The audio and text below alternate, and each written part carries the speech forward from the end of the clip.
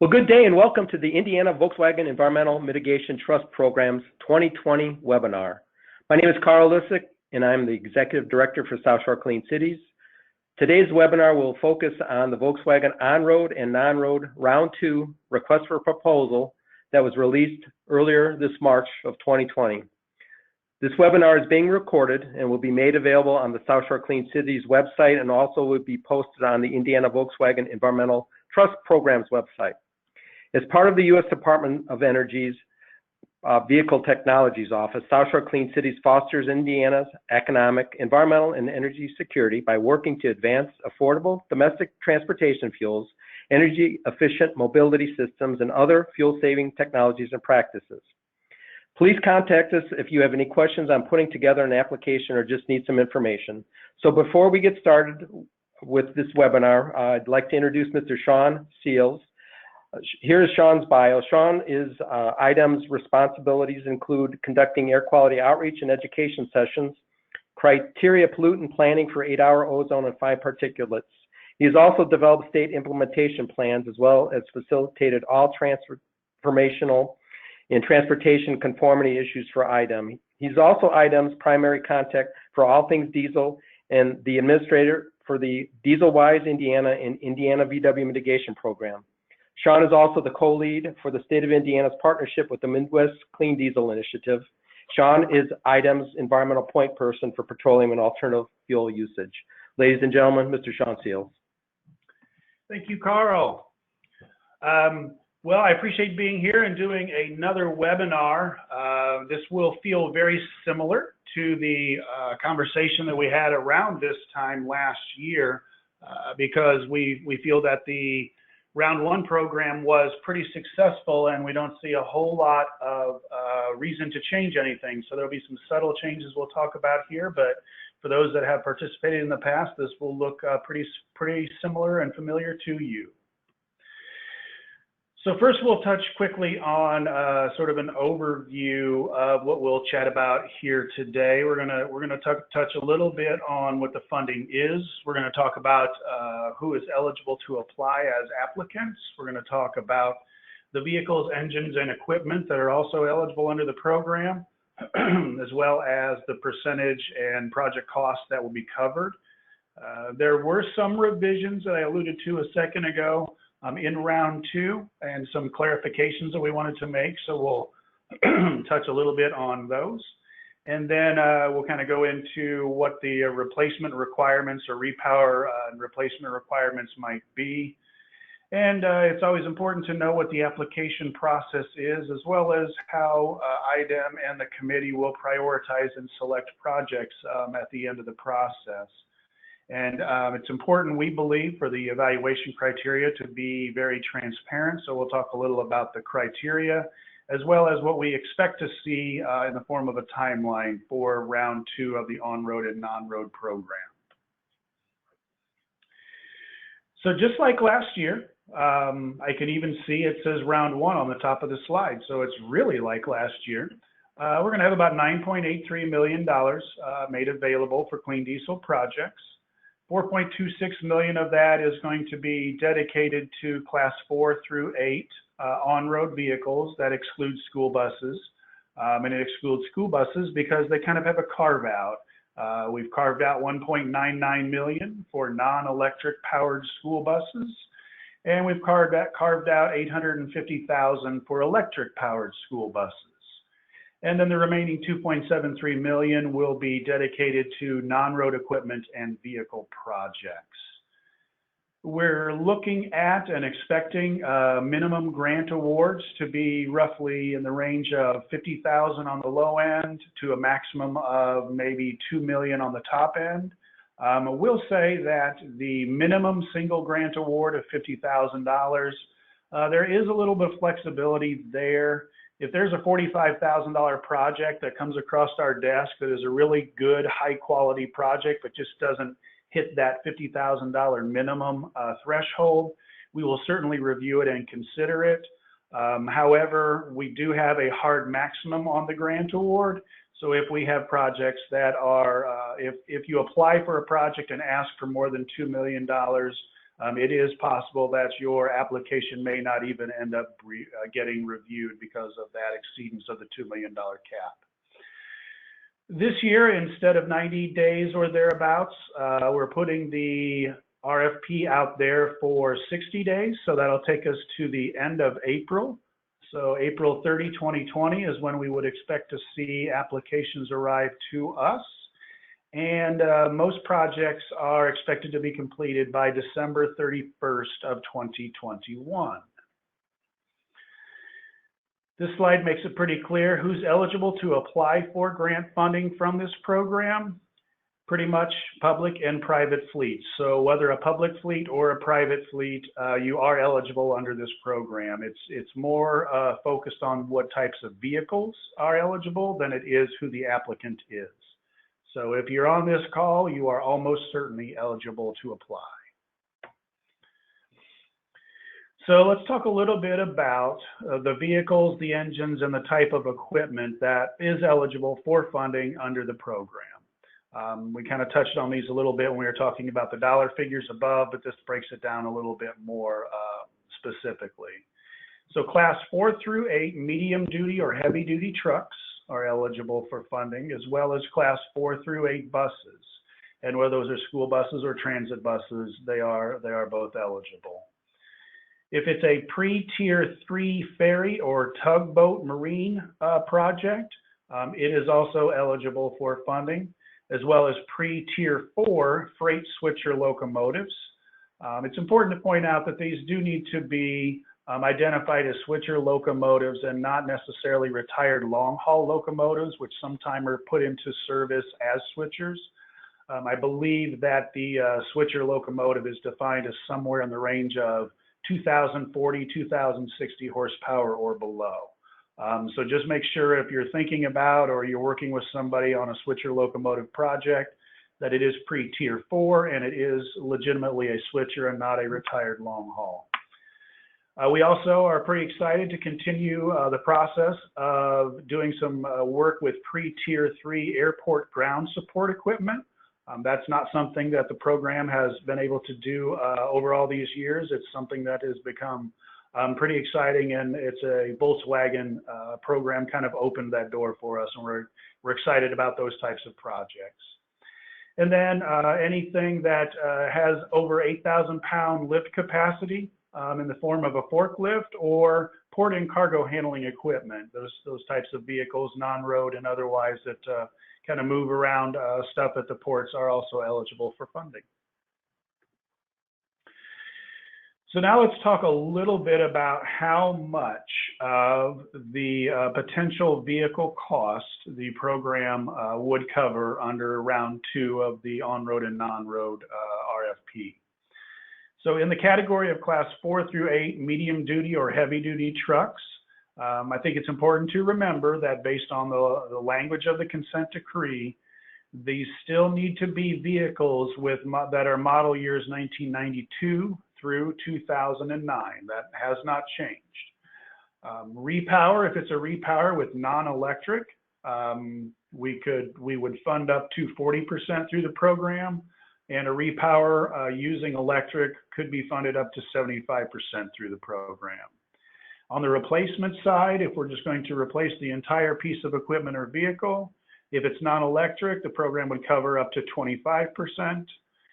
It does say non-electric drayage trucks. I'm going to go into something a little more specific here later. Those actually are not going to be eligible in round 2, and I'll kind of explain why here in a slide or two.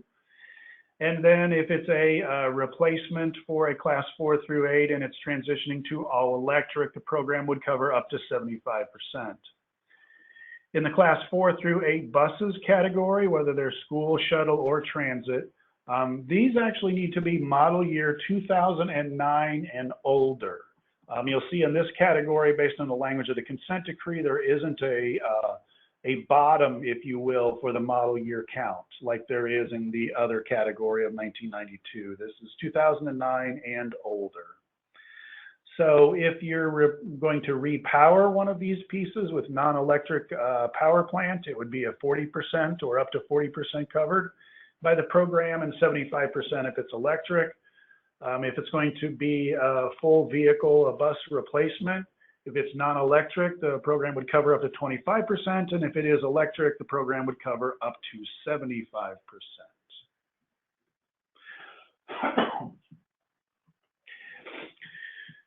So we're going on to our freight switcher locomotives.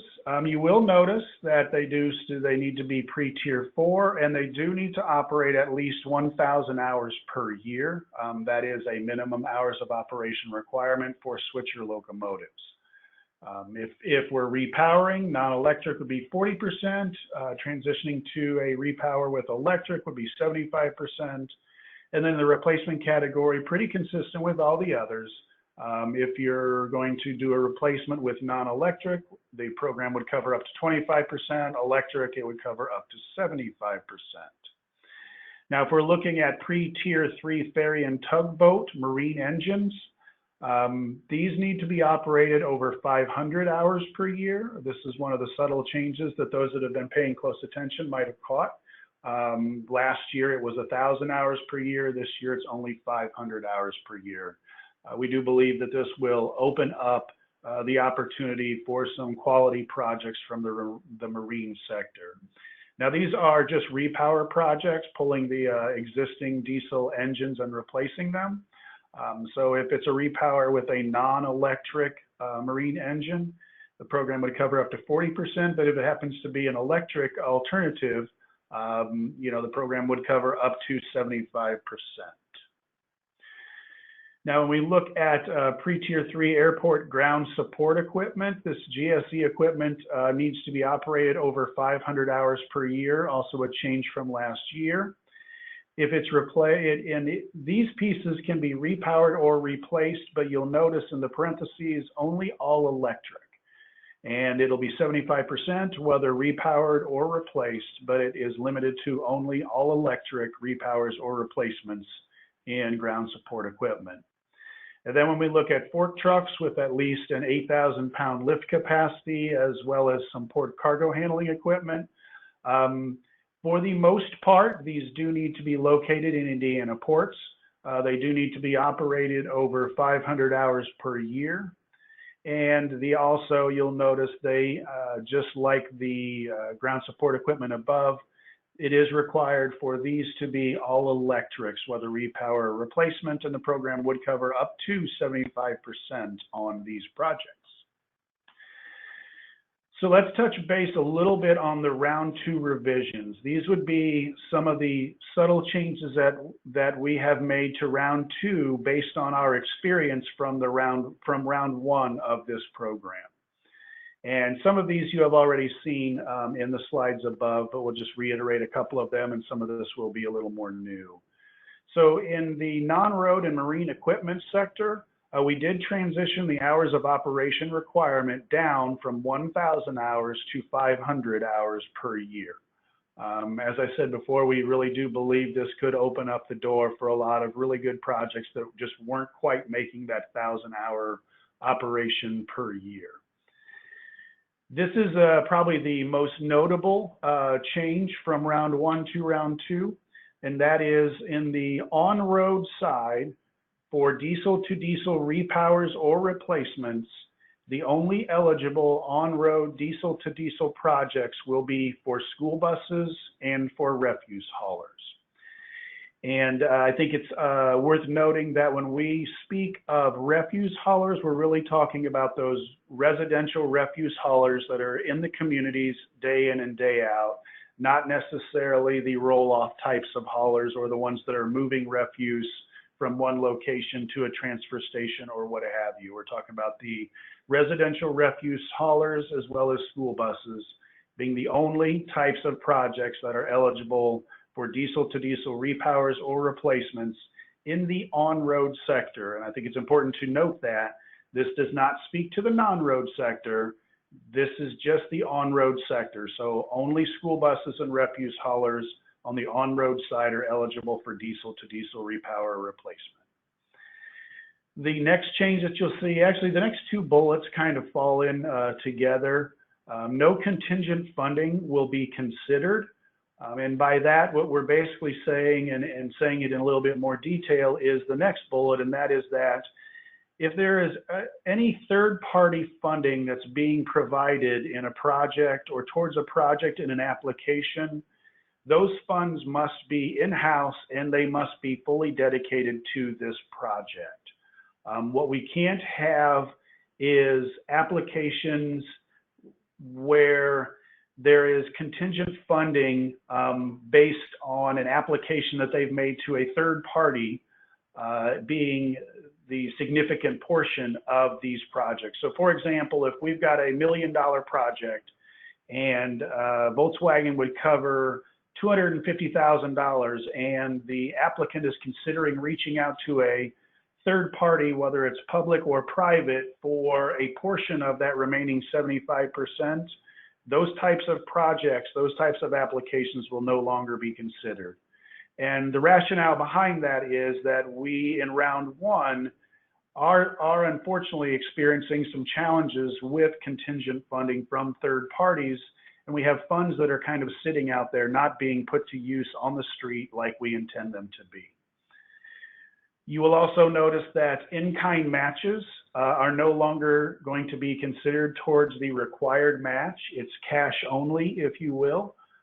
It's real important to make sure that you or your applicants are aware of the fact that although their time and energy put into these projects is very important, it cannot be counted financially towards the required match. That has to be it's basically a cash-to-cash match program. And then the final revision and clarification, it's really a clarification more than revision, and that is there's going to be a very hard limit on the 10-page narrative section this year.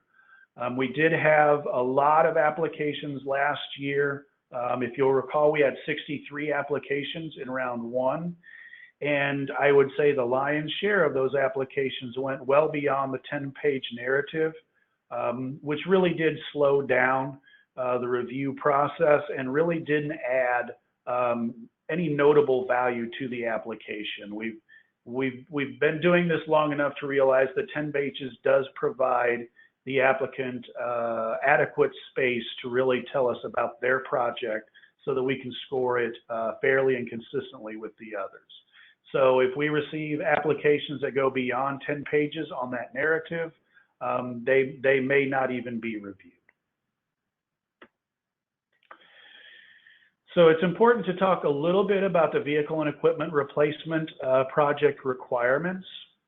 For many of you on the phone, this is not new information, this is old information. But if we're talking about doing a replacement, it has to be the same type of equipment. It has to be a similar gross vehicle weight rating or horsepower as the replaced vehicle or equipment. There are times where we can provide a little bit of flexibility in there. That will simply require you to reach out to the program administrator, which at this point happens to be me, and just explain what you're looking to do, and we can talk through whether that is going to be eligible or not. The replacement projects also must perform the same function as replaced vehicle or equipment. For example, you can't, if you're a municipal organization, you can't decide to, I guess I would say, replace a street cleaner with a end dump truck. That just isn't the type of project that we're able to fund. The replaced vehicle or equipment must be scrapped or rendered permanently disabled or returned to the OEM for remanufacture. And the way in which they are disabled is a 3-inch hole in the engine block, and the frame rails need to be cut between the axles. This is detailed a little bit more in the RFP itself. And then lastly, as it applies to the replacements, there needs to be clear evidence of appropriate disposal or scrappage. There's a form that can be used or is expected and required to be used that sort of lays out what was done in relation to disposal and scrappage, but also just make sure when you go through this process that you're taking pictures and documenting the process. Pictures, as they say, are worth 1,000 words, and it does make it really clear to us that the vehicle has been disposed of appropriately. So let's talk a little bit about the application and the prioritization and the selection process. So as you know by now, we posted round 2 of the RFP online on March 3rd, just last week.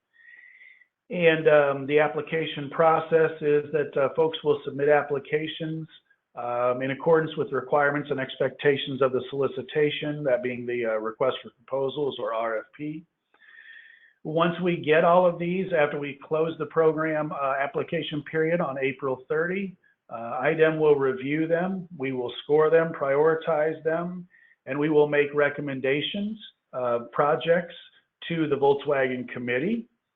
The Volkswagen Committee will review IDEM's recommendations and ultimately select final awards. And after those final awards are selected by the committee, IDEM and the committee will make announcements of those formal awards, and IDEM will begin the official funding agreement or grant agreement process with the grantee. So the evaluation criteria you can see here is pretty consistent with last year also.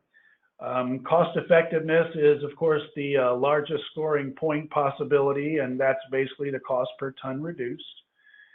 Transformational potential, that is the potential to prove or maximize effectiveness of the newer technology. Now, what you'll see on this slide, I'm not going to read all of these because you can read these as well. But what you see here are the points that are available. Within the RFP, I believe it's Appendix A or Exhibit A, one or the other, of the RFP.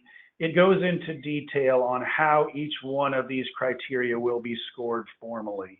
So I encourage everybody to go there, take a look at that, because that really gives you the target that you're shooting for. And then you should know how best to prepare your application to score the most possible points. Or you should be able to look at the criteria and determine whether your application is likely to score well or not, and either make changes to your application or reconsider whether you want to apply. Entirely up to you.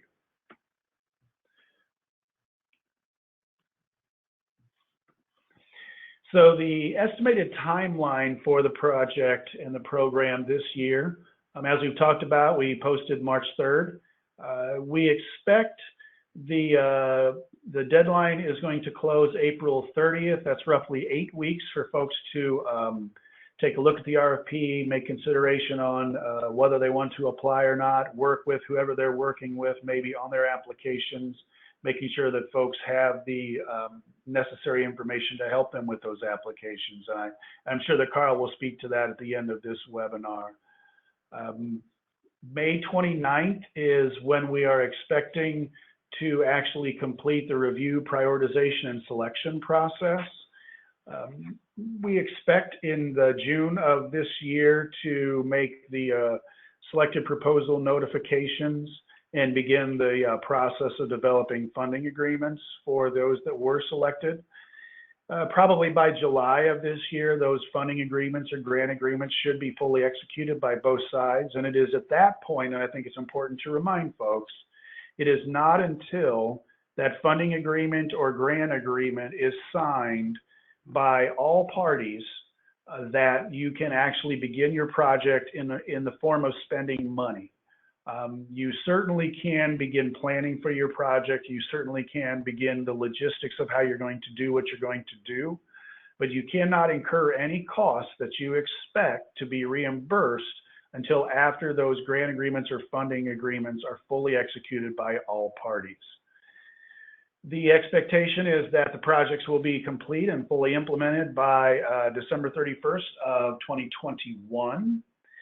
And then just kind of a heads up on a couple other things that we sort of have on our timeline. We are hoping to post a light-duty electric vehicle infrastructure program request for proposals in the spring or summer of this year.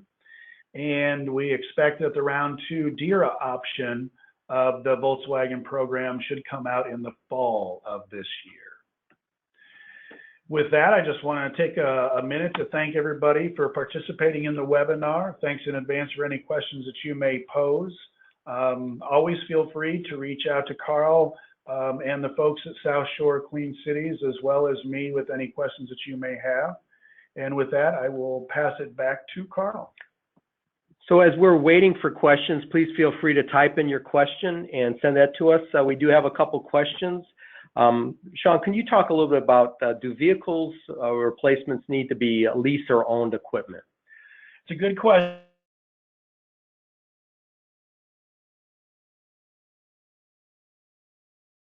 The program is only focused on and will only replace vehicles that are purchased, not leased. There are various reasons for that. The most simplistic being, being able to fully account for the vehicle. It's easier to do when that vehicle is owned as opposed to leased. Another question we have, Shawn, is are electric terminal tractor projects outside of Indiana port locations eligible? It's a really good question, Carl. I think, we have had this question come up in the past. It came up again this year. For those that have been keeping score at home, so to speak, in round one, we did focus the program on just port locations when it came to electric terminal tractors. And I think it's important, one of the things that we always try to do with our programs, whether it's this program or other programs, is to listen to the questions that folks have and also to kind of learn from the previous rounds. And with that in mind, for round two, we are providing a little bit more flexibility for all electric terminal tractors. They do not only have to operate in Indiana ports, they can operate outside of Indiana ports as well, maybe in large distribution centers or something like that. However, obviously they still need to operate in Indiana, period. Okay, we've got another one, and I think you did talk about this, but am I correct in understanding that some diesel-to-diesel projects that were eligible for funding last year, like local and regional delivery trucks, are now not eligible in round two? That is correct. Okay. The diesel-to-diesel program for round two is focused entirely on providing funding for diesel-to-diesel refuse haulers and diesel-to-diesel school buses. Okay. And then I know there's one more here. Will drayage vehicles, diesel-to-diesel, be available for award or for application in the DARA round or the DARA grant later this year? In the DARA grant, that's a good question. Okay. We haven't really reached the DARA round yet, so that's a conversation that we'll certainly be having. We'll have it. We'll think within IDEM, but we'll also discuss that with the Volkswagen committee and see where they are on that. Okay. And then this question is maybe about the shovel-ready projects.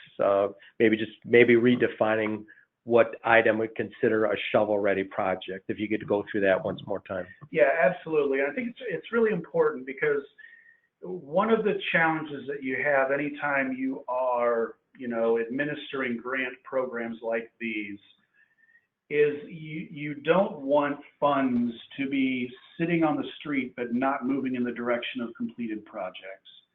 And when we say shovel-ready types of projects, what we are basically saying is that there is a plan in place, there is funding in place before you make that application. So when that application comes in, we will then know that